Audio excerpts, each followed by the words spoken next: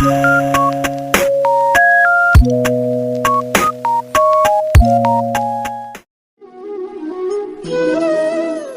பிராப்தம் சமர்ப்பணத்தால் விளைகிறது. இது அனைவரும் அறிந்ததே. ஆனால் சமர்ப்பணத்தின் மகத்துவம் தான் என்ன?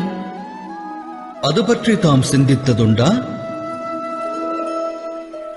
மனிதனுடைய மனம் ஞான பிராப்தம் பெறும் வேளையில் வேறு பல எண்ணங்களையும் தோன்ற வைக்கும். சில நேரம் சக மாணவர்களோடு பொறாமை எண்ணம் கொள்ளும். சில சமயம் பயிலும் பாடத்திலேயே சந்தேகமானது தோன்றும். சில சமயங்களில் குருவால் வழங்கப்படும் தண்டனை மனதில் அகங்காரத்தை விளைவிக்கும். என்ன, நான் கூறுவது உண்மைதானே? இதுபோல் பற்பல எண்ணங்களானது மனித மனதினை வேறுபடுத்தும். மனம் கொள்ளும் இதுபோன்ற எண்ணங்களால் அற்புத ஞானத்தையும் பெற இயலாது. மனதின் யோகிய நிலை சமர்ப்பணம் மூலம் உருவாகிறது. சமர்ப்பணமே மனதின் அகங்காரத்தை அழிக்கிறது.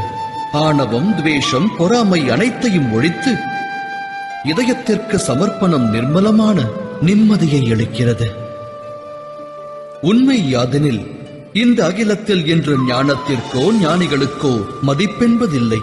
குரு தத்தாத்ரேயரோ அன்னப்பறவை மற்றும் பசுவிடமிருந்தும் ஞானம் பெற்றார்.